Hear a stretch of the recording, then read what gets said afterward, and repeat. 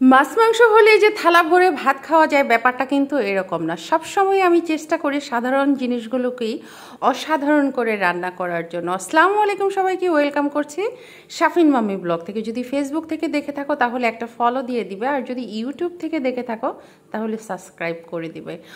দীর্ঘ কয়েকদিন হয়েছে অসুস্থতার কারণে বাইরে যাওয়া হয় না, আর এটা হচ্ছে আমার বাসা থেকে বের হওয়ার পরেই এই রাস্তাটা এত সুন্দর লাগতেছিল। বৃষ্টি হওয়ার পরে অনেক সুন্দর পানি এসেছে, তাই একটু ভিডিও করে নিলাম। এরপরে হচ্ছে স্কুলটা শেষ করে এই আখের রসটা দেখার পরে কেন জানি আমার খেতে ইচ্ছে করলো। আসলে কখনো এভাবে আমি বাহিরের খাবার খাই না। তারপরে সেটা খেয়ে ছেলের মানে কোনো খাবারই ঘরে নেই। আমি ওই যে বেশ কয়েকদিন বাহিরে আসা হয় না, ছেলের জন্য বেকারি থেকে একটু খাবার টাবার নিয়েছি।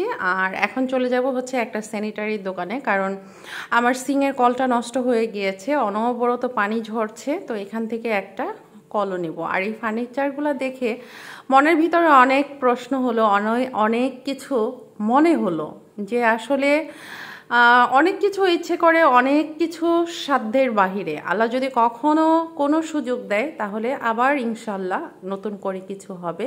এখন যা কিছু আছে সেটার জন্য আল্লাহর কাছে শুকরিয়া। শেষমেশ হচ্ছে ক্লান্ত শরীরে বাসায় ফিরছি।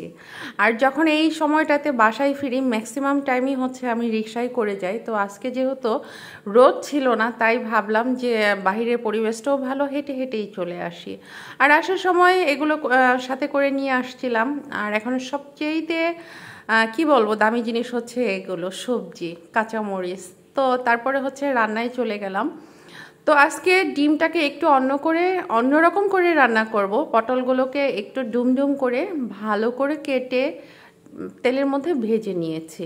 এখন কড়াইটাকে ভালো করে গরম করে একটু হলুদের গুঁড়া আর হচ্ছে লবণ দিয়ে ডিমটাকেও লাল লাল করে ভেজে নিব। আর এইভাবে কড়াইটা গরম করলে কিন্তু ডিমটা একটুও লেগে যাবে না। দুটো তেজপাতা ছিঁড়ে, একটা এলাচ, একটা দারচিনি, পেঁয়াজটাকে ভালো করে ভেজে নিয়ে হলুদের গুঁড়া, মরিচের গুঁড়া, ধনিয়া গুঁড়া আবার একটু ভালো করে নাড়াচাড়া করে ভেজে নিয়ে এখন দিয়ে দিব হচ্ছে আদা রসুনটা। আর মশলাটা যদি তেলের মধ্যে এইভাবে ভেজে নেওয়া যায় তাহলে কিন্তু নেক্সট খুব বেশি না কষালেও চলে। তো যাই হোক, এখন হচ্ছে আমি পানিটা দিয়ে মশলাটাকে আবার ভালো করে কষিয়ে নেব। আর আমি সব সময় চেষ্টা করি যে ভালো মাছ হলে যে ভালো করে রান্না করতে হবে, মাংস হলে যে ভালো করে যত্ন করে রান্না করতে হবে, আমার কাছে ব্যাপারটা এরকম না। আমি সব সময় চেষ্টা করি ডাল রান্না করলেও সেটার যত্ন সহকারে রান্না করতে। এখন একটা আলু কেটে দিয়েছি, সেটাকেও কষিয়ে নিয়েছি। আর ভেজে রাখা পটলটাকে দিয়ে আবার মশলার সাথে ভালো করে কষিয়ে নেব। এখন হচ্ছে ঝোলের পানি দিয়ে দেবো। আর এটা দিয়ে কিন্তু হচ্ছে আজকে আমি ডিমটা রান্না করব। আসলে আমার কাছে মনে হয় কি যে একঘেয়েমি খাবারের চেয়েতে খাবারের সবজিটা, খাবারের ধরনটা যদি একটু চেঞ্জ করা হয় সেটা কিন্তু আসলে ভালোই লাগে। তবে রান্নাটা যদিও আমি যখন করছিলাম তখন ভাবছিলাম যে আসলে কেমন হবে, কিন্তু সর্বশেষ রান্নাটা ভালো হয়েছিল। এখন কিছুটা কাঁচামরিচ আর হচ্ছে ফ্রেশ ধনিয়া পাতা এটার উপর দিয়ে দিলাম। আর এই ধনিয়া পাতাটার কারণে কিন্তু খুব সুন্দর একটা ঘ্রাণ আসবে। তো যাই হোক, ওই দিক থেকে করলা আগে থেকেই কেটে সুন্দর করে আমি হলুদের গুঁড়া, মরিচের গুঁড়া আর হচ্ছে লবণ দিয়ে মেখে রেখেছিলাম। এটাকেও আমি ভেজে নিয়েছি। এখন এটার উপর থেকে কিছুটা পেঁয়াজ ছড়িয়ে দিয়ে এটাকেও আবার সুন্দর মচমচা করে ভেজে নেব। আর এটা অনেকেই আমাকে প্রশ্ন করেছো যে আসলে এইভাবে করলাটা ভাজা করলে কি অনেক বেশি তিতো হয় না? আমি বলবো যারা জীবনে করলা না খেয়েছো তারাও একবার এটা খেয়ে দেখবে যে আসলে এই ভাজাটা বিন্দু পরিমাণ যদি এটার মধ্যে কোনো তিতে থাকে।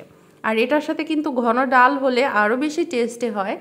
আর এই দিক থেকে হাতে মেখে হচ্ছে লতিটা বসিয়ে দিয়েছিলাম আমি। লতিটা আমার ডিপ ফ্রিজে ছিল, যার কারণে কালারটা সুন্দর আসেনি। আর লতিটা হচ্ছে আমি সরিষা দিয়ে মেখে বসিয়েছিলাম। এখন দিলাম হচ্ছে একটু তেঁতুলের টক।